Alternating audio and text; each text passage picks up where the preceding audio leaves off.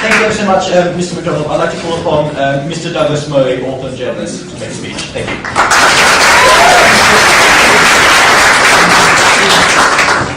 Thank you very much. Thank you to Will Holloway and the Inside and Outer Society involved for inviting me to speak to you. It's a great pleasure to be here and see your beautiful campus. I've got an idea already from the opening applause of what most of you think. But after all, this is a university, so we're not here to talk about propaganda, but to talk about facts and ideas and history, and I hope we can do so. The motion itself tells you everything you need to know. Are we too critical of Israel? What other country would get this crowd out tonight if we had it in the title? Syrian government just hours ago sent its own troops in and massacred people in a mosque in Syrian territory. But would you have a motion here? Well, Holloway got you all out on a pleasant Wednesday evening. Are we too critical of Syria? No. No, I'm fairly sure we wouldn't. Saudi government's just been pimping out its own troops, the government of Bahrain, and gunned down the people of Bahrain streets. Would you come out to discuss, are we too critical of Bahrain? Are we too critical of Saudi? No. Because international efforts led by propagandists at the moment seek only to demonize one nation in the world, and that nation is Israel. It's a huge irony that Israel is and remains the country in the Middle East, which is a country that I would submit most of you and I would want to live in that region. The only one that secures genuine freedom of worship. When I was there last few months ago, I say we've had propaganda in fact. When I was last there a few months ago, I wanted to visit again the Mosque of Al-Aqsa. I've been trying for some time to visit it on a visit to Israel. I can't go because Israeli troops won't allow in non-Muslims to visit at the request of Muslims who don't want non-Muslims in a Muslim site. I would submit there's almost no other country in the world whose troops stop atheists getting into a religious site at the request of a religion which many people in this hall and others will think Israel is somehow opposed to. Israel defends the religious rights of its people in a way which none of its neighbours do. It defends the rights of other minorities. It's the only country, I can tell you, in the region which you'd want to be in if you were gay.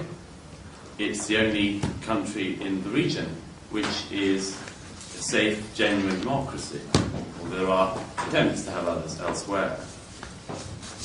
Somebody said on the other side earlier about the intentional killings that go on. Now look, I would just ask you in as fair a way as possible to consider the following. Do you think that when Israel tries to defend itself, as any country coming under routine rocket barrage would, as Israel tries to defend herself, if you look at the military hardware that Israel uses, the military technology it uses, the expense of its own troops and civilians that it is willing to go through, does it seek to kill as many people as possible, or as few? I can tell you there isn't anyone who isn't a propagandist who wouldn't agree that the military technology that Israel uses, it tries desperately on every occasion to minimize any casualties. The perfect bomb for Israel is, as it always has been, a bomb which takes out the terrorists that it seeks to take out. The perfect bomb of Israel's enemies is a very different thing. It seeks to maximize casualties.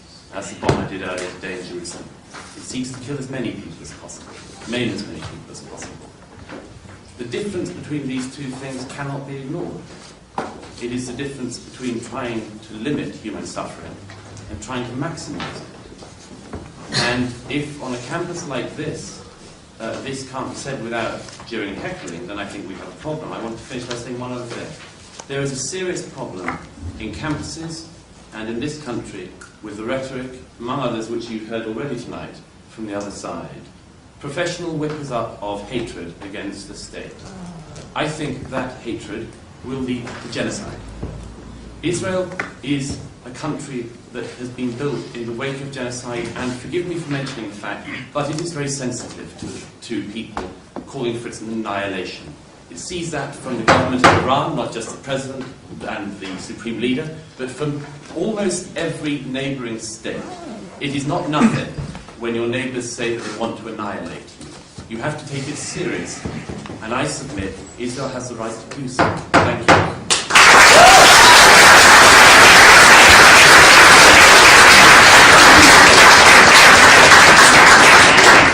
I would like to thank Mr. Murray for his speech and call upon Mr. Samet Habib. There has to be a kind of coverage, okay, about what is happening in Palestine. When we see those media outlets, the big media agencies and sources, they will cover it, but we have to look at the terminology. What kind of terminology is used?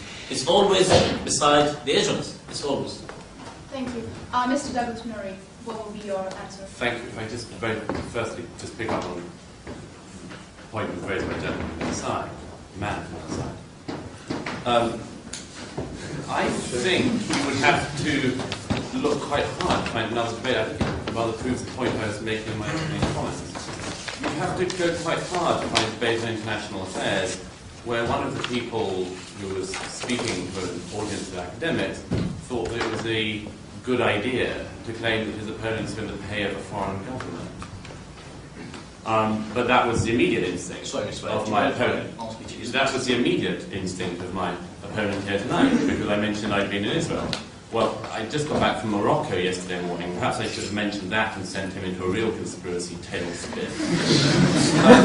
He didn't allege if I had talked about my travels in Iraq or Jordan or Lebanon or the West Bank or anywhere else. Wouldn't have alleged, I wouldn't have thought that I'm in the pay of, say, the PA or Jordanian government or the Iraqi government or anyone else. No. But that's because you see there the fetid conspiracy mindset at work.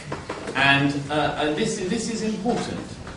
He referred to the fact, he said it's very difficult to say certain things about Israel. It's very difficult to say certain things about all of this. I think it's rather difficult for you. I think you have to be careful about what you say, as you showed when you referred to the murder of that family as a military operation. To get to the question, yes, obviously there's a problem for media, and I'll explain in the simplest, straightforward terms as a reporter. When you report from free democratic countries like this one and like Israel, you can say whatever you want. You really can say whatever you want. The Israeli court system has just imprisoned the former president of Israel, who was found guilty and convicted on a rape charge. He's just gone to prison. You can say, I can tell you anything you want in Israel, as you can in this country. I can say, and I do, anything I want about the Cameron Liberal Democrat coalition. I know that at no point is somebody going to come knocking at my door. I know that at no point am I going to be unable to report from Britain or unable to report from Israel. But, and I give you the example of an Arab-Israeli journalist, Khalid Abu Tomin. It's not the same in the Palestinian areas, and it's not the same across the rest of that region. Khalid Abu Tomin gave the example, just finished this recently, of a British journalist who was with him once in the West Bank, who had once in the 1980s written an article very critical of Arafat.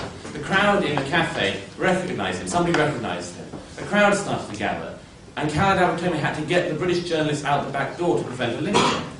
Now, the fact is, if you are reporting from totalitarian societies and totalitarian structures, yes, you are very careful about what you say, because you don't get back in. Sometimes you don't get out. If you're reporting from free states, I tell you, it's so much easier. And at the heart of that fact is the fact is the reason. Discrimination against Arabs in Israel. Could you tell them about that? Thank you, Douglas Murray. Very happy to refute that when I have time. I would like to... I'd add one other one to that, which is the Mohammed al-Dura case. The press is very, very concerned about what it runs in this conflict. First of all, because it knows what strong emotions are whipped up around the world by the release of footage.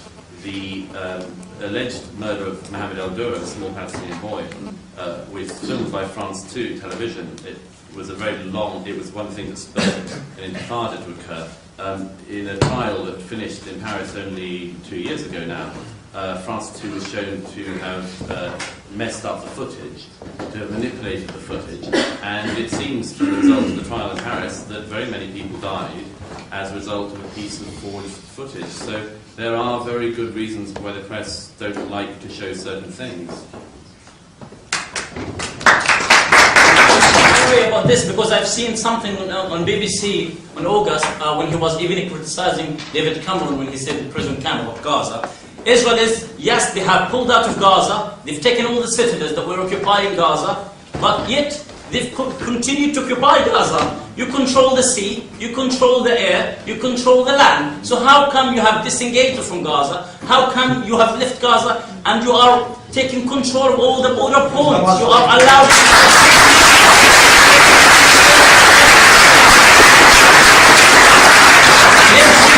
every single community and every kind of food we get in Gaza should be processed by Israel. Israelis are the ones who tell us in Gaza since 2005 what kind of food we shall eat.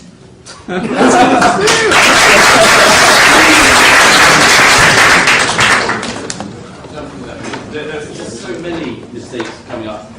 It's sort of hard to know where to start. But look, quickly, first of all, of course, you didn't hear from the other side. About 40% of the population of Israel comes from Arab countries from which they're expelled or have to flee from the beginning of the state. You didn't hear about that. Well, I had no chance. I wanted to answer that. We've got selective things coming from the other side. Quickly on that. First of all, Gilad Shalit was kidnapped and is we don't even know where. We don't even know if he's still alive. We know that people who go through the legal process in Israel, that yes, people are imprisoned. Yes, as any state has the right to imprison people who threaten that state. Whether you have the right to go to another state's territory, kidnap people, and then keep them in hiding is another question. Obviously, you don't have the same problem with that. Just quickly on this thing about Gaza. Look, when Israel disengaged from Gaza, the Palestinians made a fatal error. They made the error of not taking the opportunity they had to show that they wanted to live in peace with Israel.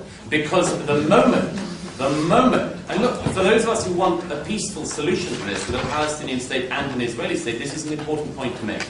It's the single biggest stumbling block. When Israel, against the Israeli government, against the wishes of many of its people, traumatically for the country, forced people out of their own homes in the Gaza, they did so because they thought that if they gave the land up to the Palestinians, they would get peace, but they didn't. They got rockets. Hundreds and then thousands of rockets landing on Israeli territory. If the Palestinians in the Gaza had not fired those rockets, there would be no wall, there would be no blockade.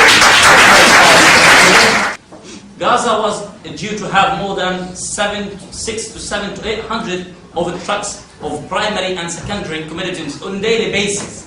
But since the siege, we get much less than this. I hope you speak in details about that. Regarding what is happening in the West Bank as part of this question, I just invite every one of you to go into the West Bank and you will experience this suffering. When you go from one checkpoint to another checkpoints, more than 400 to 600 checkpoints, fixed checkpoints and literal checkpoints. And we hear the Israelis that said, as part of the peace process, they have removed something. They removed something, and then the other day they will find the Israeli soldiers coming with their patrol taking another checkpoint. Indeed, what is happening in the West Bank and the Gaza Strip is showing how Israel is a country above law. This country is not abiding by any international law. This country has refused for long years, the UN Security Council resolutions, and it has refused also the General Assembly and its resolutions that have affirmed in the UN Security resolutions on many issues. I don't want to be limited, but the Israelis have refused all these resolutions. I don't want to speak more about this. Maybe we'll jump into other points later on. Thanks.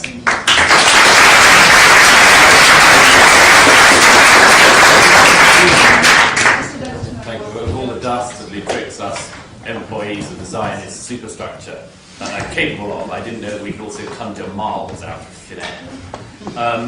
The point I made, I think, on the BBC program you're referring to, was that there is something very strange about describing the Gaza in the way that David Cameron did, given that, among other things, the standard of living among Gazans is higher than most parts of Turkey, than in most parts of the rest of the Arab world. I think that's worth noting at the very least. And it shows the shame which you can see in any Arab country to bring something like a decent economy to these countries, instead of running them as crime syndicate family dictatorships, as most of them are. Look, just very quickly, one of my opponents was annoyed that I sniggered when he said that he agreed that Israel had the right to exist. I snigger because it's about the lowest thing you can say about something. If we were, say, discussing Pakistani politics, something I'm interested in, and talking right out in a certain manner, Pakistan was created as a state in the same year as Israel. But say we were having a discussion tonight about Pakistani politics, who are you in favour of, who you prefer, which party, which president, and say somebody said that, I'd like to announce, I think Pakistan has a right to exist. You'd laugh at him, you'd think, what a maniac. That's been a defunct question for decades. It doesn't help at all that you happen to think that a state has a right to exist. Oh, great, well, I agree with Pakistan's right to exist. Excellent, that gets us a long way forward in the discussion. And so I don't know why people do it this way. The reason they do it, as the gentleman from the other side showed, was that, again and again, we don't even have rockets now. We have so-called rockets. So-called rockets, a particular new type of rocket that doesn't have the same effect, doesn't kill you if it lands on your head, doesn't cause the casualties they cause. Look, the reason why you are hearing such poor stuff from our scientists is the following. They are not telling you the basic fact about what is happening on the ground. You were told that the Israeli army likes to, in Operation Cast Lead, bomb schools and hospitals. Do you think, let me know, no, you may in this hall, why do you think it is that the Israelis went and bombed hospitals and schools, which on a couple of occasions, yes, missiles landed on them? Why do you think that was? There was a reason. It wasn't just a Jewish bloodlust for blowing up hospitals, okay? It was because the Hamas, which had been ruling the Gaza as a dictatorship for the last few years and still have cancelled the next elections, and nobody on the outside has mentioned that the Hamas will not have any more elections. They won't do the PA's elections in July. They said they're not interested in that. They're a one-vote, one-party, which murdered the other Palestinian party's members in the Gaza. You have to regard this as being important. If a state is being run by a terrorist group and murders the other people in the state, shoots them in the back and throws them off buildings, if they're Fatah Palestinian members, that is of some significance. And yes, the Hamas have a crucially different role in the world than the Israeli government or most democratic governments. Because the Israeli government spent, as this government would in this country if rockets were landing, not so-called rockets were landing on a regular basis, they would build bunkers for people to be in. They would build early warning systems for missiles. They would do all of these things. The difference between a good, legitimate, democratic government and the Hamas is that the Hamas uses schools as arms dumps. They do what the Hezbollah did in Lebanon. I saw it myself. They build an arms dump and then they put a school on the top of it. Do you honestly not know this? Do you not see it? Finally. Show us. Finally. Show us, man. There are plenty of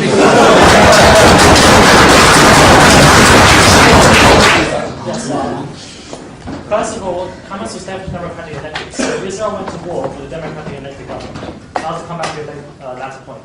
Secondly, how would you justify Israeli ultra-Orthodox Jewish settlements inside the occupied territories of the West Bank?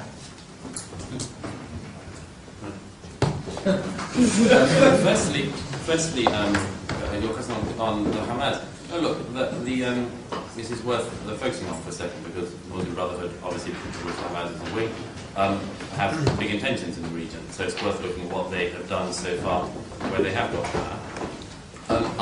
We may have a different standard of what constitutes a legitimate democratic government. I don't think that seizing power after an election in a coup where you kill your political opponents, murder them, and then never have another election is a democracy. I just don't think it is. Don't think it counts. One vote once doesn't count in my mind. The Hamas are, I have to say this, the biggest stumbling block of peace between the two parties. Because there are now three parties, and you have the possibility of a three-state solution, which I think is a very unhappy result, where you have the Palestinian Authority governing the West Bank, the State of Israel, and then a Hamas state in the Gaza. I think that's a very bad outcome. I think it's principally a terrible outcome for the people, the Palestinian people. I think secondarily it's a terrible outcome for Israel because it doesn't have a negotiating partner in that part of the world. On the settlements issue, Look, there's a lot of difference of opinion on this, but I'll express mine. I don't want any more settlements. I think that they should roll back a number, quite a lot. I think that the final settlement between Israel and the Palestinian peoples in the West Bank will not be the 1967 borders. I think it will be something which allows some settlements to remain, some of the large ones. There will be a compromise on others. Effectively, most people know this is the future of it. There's the people who dream of 67 borders and things, it's not going to happen. But there is an additional thing on this which is worth mentioning. A gentleman referred to it in the question earlier. We should ask ourselves why it is that it is pretty much being decided by the outside world that if the Palestinian state does come into existence, as we hope it does, in the West Bank, that it will be free of Jews. This is a serious question we have to ask the region. Why is it that an Israeli family couldn't continue to live in their house in a Palestinian-run state? And when you consider that, you get to the root of part of this problem. Look, my observation would be the following. Anyone who says to you this is simple is a liar. It's not going to be simple, but it is achievable. And I would put it in the following way. In our lifetime, we will be able to see, perhaps even in the next 10 years, we'll be able to see what I think the us in the panel are united in wanting, which is, as I say, the creation of a legitimate Palestinian state. Now, most, I think, if not all, there are some. I agree that every single democracy there's some whack jobs. No doubt about it. You can always find one in America, you can always find one in Britain, you can always find one in Israel. But most of the mainstream, the whole of the mainstream of Israeli politics recognizes that at some point in the near future a Palestinian state has to be encouraged and allowed to go ahead. Now, the problem for Israel, the problem for peace, is the following. They have a serious problem with finding a legitimate negotiating partner. And since the so-called election of Hamas, this has become a lot harder. Hamas, nobody's mentioned it yet, but it should be mentioned. Hamas, in its founding charter, is dedicated to the annihilation of the Jewish state. It is very, very hard to talk niceties with people who want to annihilate you. Very, very hard. Very hard to talk particular border issues or taxation issues or local council business if somebody's big picture desire is the annihilation of your peoples. So, there is a big obstacle to peace.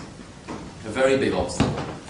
And it is the fact that a very large number of Palestinians and a certain proportion of their leadership, most obviously the Hamas, cannot allow this Palestinian state to go ahead because they have to allow the Jewish state to exist alongside it.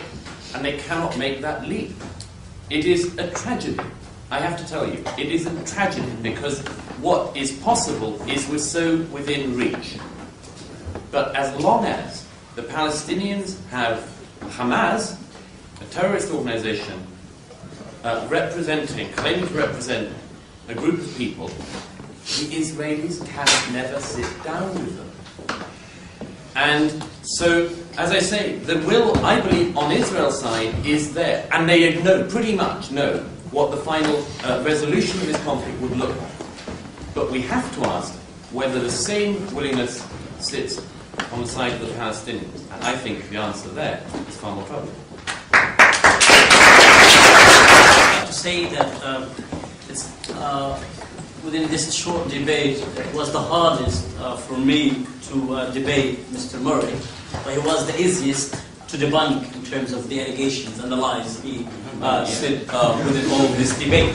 He was speaking about Hamas and having no partner, but he should go back some years back, when Hamas was not in the power, when Yasser Arafat was negotiating with you, when Abu Mazen was negotiating with you in an Annapolis agreement, and you have fled from that. You didn't speak about Oslo Accords and about Netanyahu when he came after Rabin was killed, after Beres, and he didn't do anything. He didn't pull out from many cities he was due to do. Hamas was not there. Why you didn't make peace? That's a simple question. Because simply, Israel is not interested in peace. Having lived in the Middle East, having experienced all these traumas, me, my family, and everyone around me, I don't think that will be a very close solution. I'm very pessimistic about that. Israel is neither interested in a one-state solution because this would bring it down. The demographic balance will go for the Palestinians. Israel would never accept this. About two-state solution, it would never be implemented because Israel has stolen all the land in the West Bank. There is nothing to negotiate about even. The solution that maybe, jokingly, that would be accepted by Mr. Murray, and he's working, as you know, for the Cohesion Center for this integration. I call it integration. He might accept to bring some more, let's say, 7 million Muslims, Palestinians, bring those in the Gaza Strip, in the West Bank, those in the refugee camps, bring them here in Britain, and through his center, he will have some very creative and philosophical ideas to deal with. Because I see, practically speaking, Israel is not interested. Way, those people should be consulted. They should go back if they want, or they should be compensated if they want. Seeing all this peace process and all these rounds and rounds and rounds and rounds of negotiations, I could clearly tell you that Israel is not interested in peace. If they are interested in peace again, why they didn't make it with Arafat? Why didn't make it with Bashar al-Assad, for example? There's no Hamas in Syria. Why they didn't give up the Golan Heights for Syria? This shows that Israel is not interested in peace with any party. Israel knows that peace means we have to give up lands, and Israel is not ready to give up lands. And that's it. Thanks.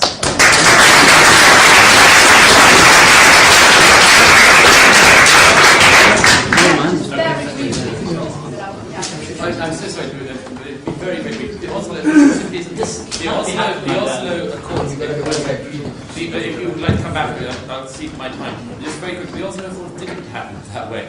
At Oslo, Arafat, who had been a terrorist who had been trying to annihilate, after all, the Jewish state for his whole adult life, Arafat was offered things that I think now are not going to be on the table, sadly.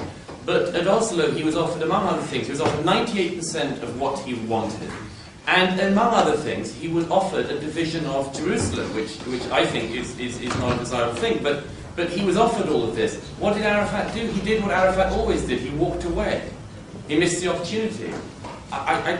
This is a total misreading of history. And as for this issue of expulsion, which state in the world in recent decades has been the one who's expelled most Palestinians? Does anyone know? Kuwait. After the 1990 invasion by Iraq, there was only one authority government in the world stupid enough to back Saddam Hussein, and that was, of course, Yasser Arafat, who never missed an opportunity to miss an opportunity. And as a result, when the Kuwaiti government got its state back, it expelled every Palestinian from Kuwaiti territory. Now, pardon me, but if we're hearing 6 decades on all of this stuff about the right to return to the 1940s, why not them? There's a reason. Because when Israel does it, it interests certain people. As I earlier said, it was the hardest to debate, but again the easiest to debunk. He just told us some mistakes when he said that in Oslo agreement there were 99% of the land were offered to Arafat. That's a lie, man. Could you tell them what happened? This was not happened in Oslo. This happened, according to the Israelis, in Camp David, when Barak and Clinton were in the office.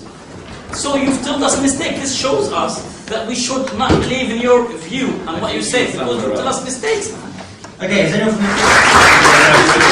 I hope I didn't rant and rave tonight. I lived by the other side. I tried not to. But let me just, without ranting or raving, answer some of the points that came up. The Louis Theroux program was answered. I don't know, I just don't think that's a useful guide to things. The last Louis Theroux program I saw was about Paul Daniels. He came out in a pretty bad light, but I don't think that means that all magicians or all Brits are represented by Paul Daniels in it. I mean, come on, let's at least talk about the reality and the history that's going on. You just heard from the previous speaker, a classic example, by the way, of what I'm going to attribute good motives to him. I'm going to be benevolent and assume that he's speaking without any ill intent.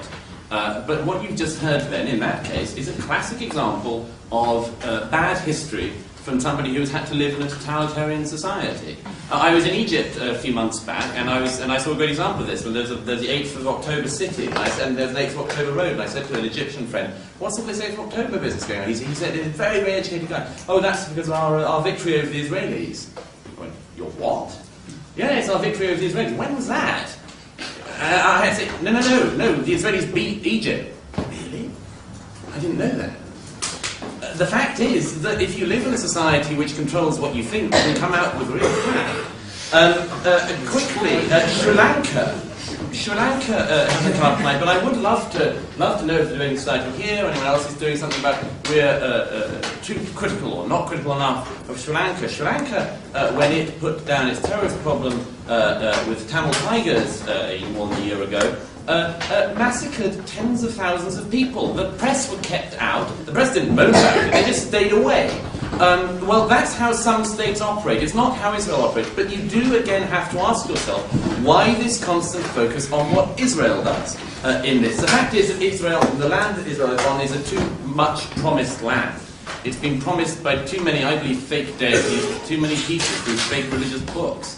And the fact is, if you read the history of that land, it's a terrible, terrible thing. Too many people think that God tells them to settle there. And so there's a God problem, a God congestion problem in the area. I think the best way this is sorted out is to take God out of it, take out divine claims, because they're all counter to each other. We've heard a lot about history, or a bit of it anyway.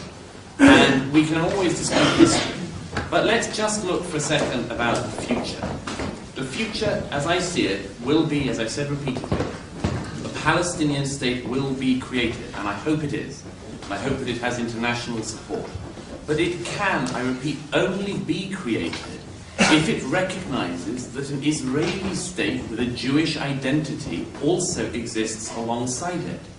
That remains now, as it has been for years, the biggest stumbling block. And one quick thing, finally. The reference that has been made repeatedly to the international law. I mean, now I don't know. I just don't like this view of history and the view of the future. That instead of armies and so on, we'll just parade international lawyers to sort out all problems. I mean, it works up to a point, but there are also things that are extra legal problems that lawyers can't deal with. There are problems when the international security is threatened, when lawyers aren't the answer, and the international community, very quickly, and the UN is the reason for Israel to feel very concerned. Because since 1975, its policy has been anti the existence of the state. That is a problem, and that is one of the things that's going to stop. Thank you so much, Mr. Okay, the question is that I wonder where you actually get your facts, because what you say and what I read here does not make Where do you sense. get your facts from?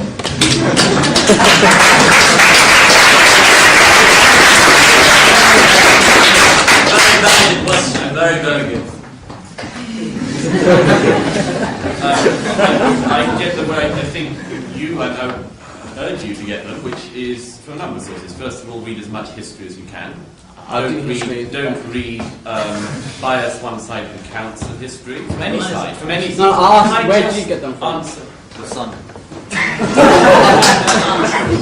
But first of all, I get them from reading a lot of history. Secondly, from reading a lot of current affairs. And thirdly, by travelling a lot and by speaking with a lot of people as a journalist. Now look, the thing you just read from, is that the Palestine? It doesn't matter where it's from. The figures is from UN. It's an interesting source. Is it the Palestine The figures are from Is it the UN. Palestine Telegraph? It doesn't matter where Is it's it the from. Palestine It could be Telegraph? from my head. The Can you figures just tell me, are is it from the Palestine UN. Telegraph?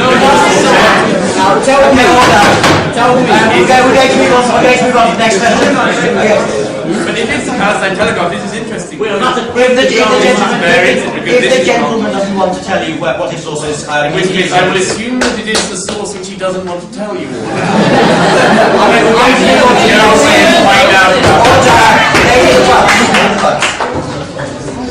Ask the question. Please go. It's regarding what the Murray started with about you quoted Ahmadinejad and about the annihilation of Israel. Ahmadinejad talks about the annihilation of Israel, whereas would you not think that the actual policies of Israel over the last number of decades have actually been targeted at annihilating the Palestinian community? So, for example, settlement expansion, land grab, the siege on Gaza, the checkpoints which prevent people from getting jobs, freedom of movement, restricting education, the Palestinian refugee situation which Sami mentioned. Is that not actual annihilation? And yet, I've heard you a number of times quote Ahmadinejad and talk about Iran and thinking about Hamas, yet you seem to have an allergy to actual facts on the ground. I can